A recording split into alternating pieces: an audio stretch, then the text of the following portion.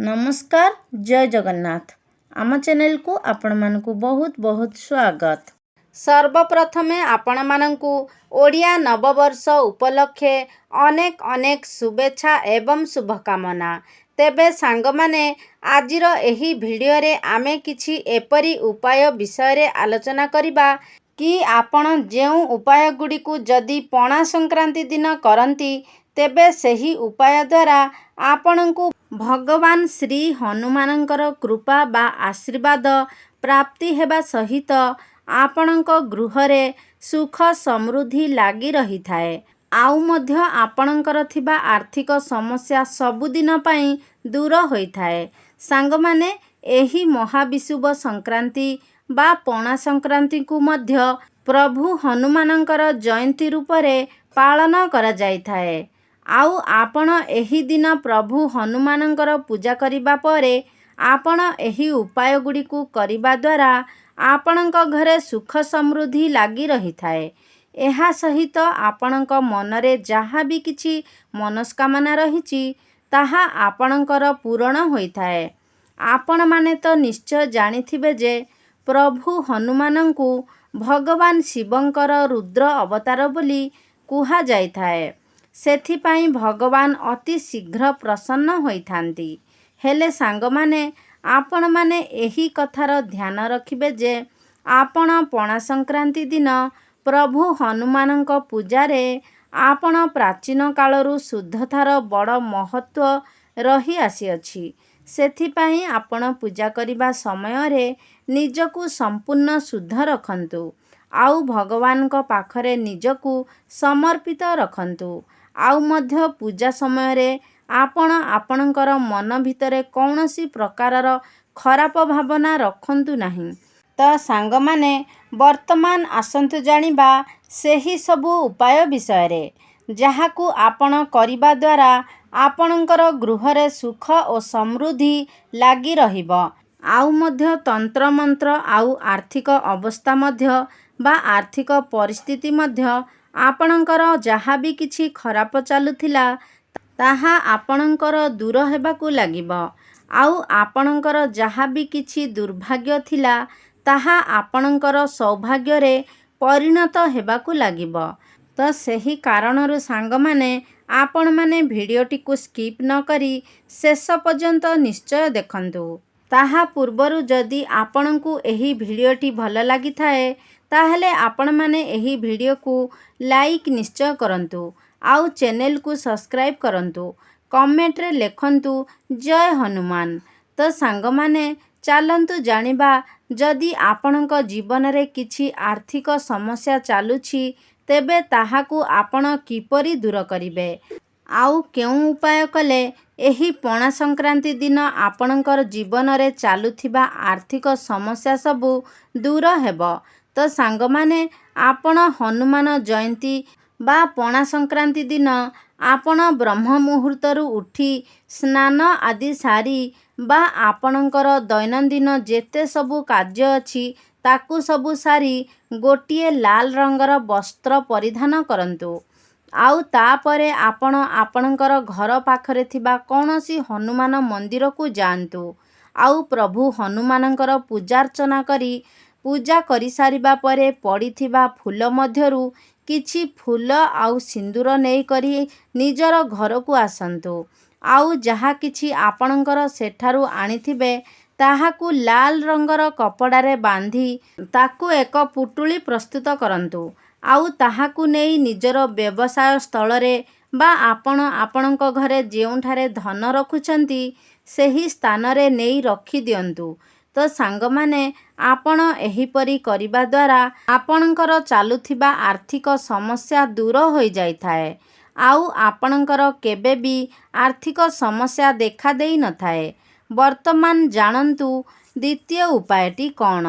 तो सांग माने पणा संक्रांति बा हनुमान जयंती दिन सूर्य उदय पूर्वरु उठी आपणकर स्नान एवं दैनंदिन कार्य इत्यादि सारी आपण पूर्ण शुद्ध होई आपण गोटे अस्वस्थ गछर पत्र को आणंतु। जेपरिकी से पत्रटी कौनसी स्थान रे फटा होई नथिबो। ସମ୍ପୂର୍ଣ୍ଣ ସ୍ୱଚ୍ଛ ପତ୍ରଟିଏ ନିଜ ଘରକୁ ଆଣନ୍ତୁ। ଆଉ ସେ ଅଶ୍ୱତ୍ଥ ପତ୍ରକୁ ଶୁଦ୍ଧ ପାଣିରେ ଧୋଇ ସେହି ପତ୍ରରେ କେଶର ଚନ୍ଦନରେ ପ୍ରଭୁ ଶ୍ରୀରାମଙ୍କର ନାମକୁ ଲେଖନ୍ତୁ। ଆଉ ସେହି ପତ୍ରଟିକୁ ନେଇ ଆପଣ ପ୍ରଭୁ ହନୁମାନଙ୍କର ପୂଜାସ୍ଥଳରେ ରଖିଦିଅନ୍ତୁ। ତା ପରଦିନ ମାନେ ପଣା ସଂକ୍ରାନ୍ତି ପରଦିନ ହନୁମାନଙ୍କର ପୂଜାସ୍ଥଳକୁ ଯାଇ ସେହି ପତ୍ରଟିକୁ ଆଣି ନିଜର ପର୍ସରେ ରଖିଦିଅନ୍ତୁ। ଏହିପରି କରିବା ଦ୍ୱାରା ଆପଣଙ୍କର ଧନଜନିତ ସମସ୍ୟା ଯାହା ବି କିଛି ଥିଲା ତାହା ଆପଣଙ୍କର ଦୂର ହୋଇଥାଏ। ଆଉ ଆପଣଙ୍କର କେବେ ବି ଟଙ୍କା ପଇସା ବା ଧନଜନିତ ସମସ୍ୟା ଦେଖାଦେଇ ନଥାଏ। ଏବେ ଜାଣିବା ତୃତୀୟ ଉପାୟ ବିଷୟରେ। ତ ସାଙ୍ଗମାନେ, ଏହି ଦିନ ନିଜର ଘରେ ପ୍ରଭୁ ହନୁମାନଙ୍କର ଛୋଟ ମୂର୍ତ୍ତି ବା ପ୍ରତିମା ନିଜର ଘରେ ସ୍ଥାପନ କରନ୍ତୁ। ଆଉ ସେ ଛୋଟ ପ୍ରତିମାଟି ରୂପାରେ ହୋଇଥିବା ଆବଶ୍ୟକ ବା ବାରଦରେ ହୋଇଥିବା ଆବଶ୍ୟକ। ଏହାକୁ ଆପଣ ହନୁମାନ ଜୟନ୍ତୀ ଦିନ ନିଜର ଘରେ ସ୍ଥାପନ କରିବା ଦ୍ୱାରା ଆପଣଙ୍କୁ ସବୁ କାମରେ ସଫଳତା ମିଳିଥାଏ। ବାରଦରେ ନିର୍ମିତ ପ୍ରଭୁ ହନୁମାନଙ୍କ ମୂର୍ତ୍ତି ଗୃହରେ ରଖିବା ଦ୍ୱାରା ଆପଣଙ୍କ ଘରର ସମସ୍ତ ପ୍ରକାରର ବାସ୍ତୁଦୋଷ ମଧ୍ୟ ଆପଣଙ୍କର ଦୂର ହୋଇଥାଏ। ଆଉ ତା ସହିତ ମଧ୍ୟ ଆପଣଙ୍କ ଗୃହର ବାତାବରଣ ମଧ୍ୟ ସମ୍ପୂର୍ଣ୍ଣ ରୂପରେ ଶୁଦ୍ଧ ହୋଇଥାଏ।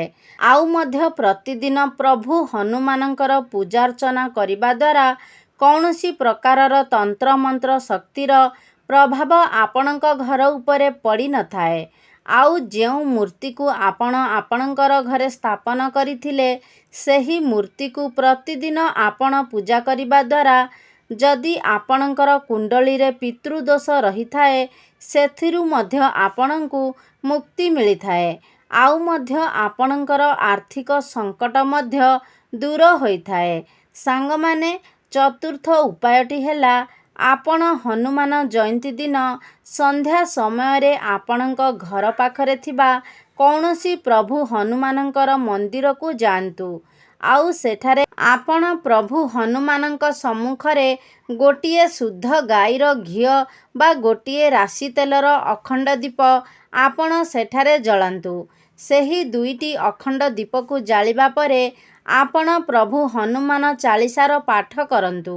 ଆଉ ଆପଣମାନେ ଏହି କଥାର ଧ୍ୟାନ ରଖନ୍ତୁ ଯେ ଯଦି ଆପଣ ଆପଣଙ୍କର ଜୀବନରେ ଦୁଃଖ କଷ୍ଟ ଭଳି ସମସ୍ୟାକୁ ଦୂରାଇବା ପାଇଁ ଚାହୁଁଛନ୍ତି ଆଉ ଆପଣ ପ୍ରଭୁ ହନୁମାନଙ୍କର ଆଶୀର୍ବାଦ ବା କୃପା ପ୍ରାପ୍ତ କରିବାକୁ ଚାହୁଁଛନ୍ତି ତେବେ ଆପଣ ହନୁମାନ ଚାଳିଶାର ପାଠ କରନ୍ତୁ।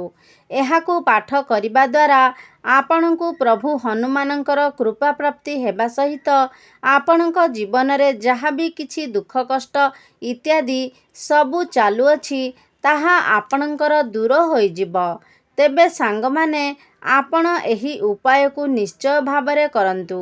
ଏହି ଉପାୟକୁ ଆପଣ କରିବା ଦ୍ୱାରା ଆପଣଙ୍କ ଜୀବନରେ ଚାଲୁଥିବା ସମସ୍ତ ସମସ୍ୟା ଦୂର ହୋଇଥାଏ ଏବଂ ଆପଣଙ୍କର ସମସ୍ତ ପ୍ରକାରର ସୁଖ ବୈଭବ ଐଶ୍ୱର୍ଯ୍ୟ ଆପଣଙ୍କର ଗୃହରେ ସବୁଦିନ ପାଇଁ ଲାଗି ରହିଥାଏ।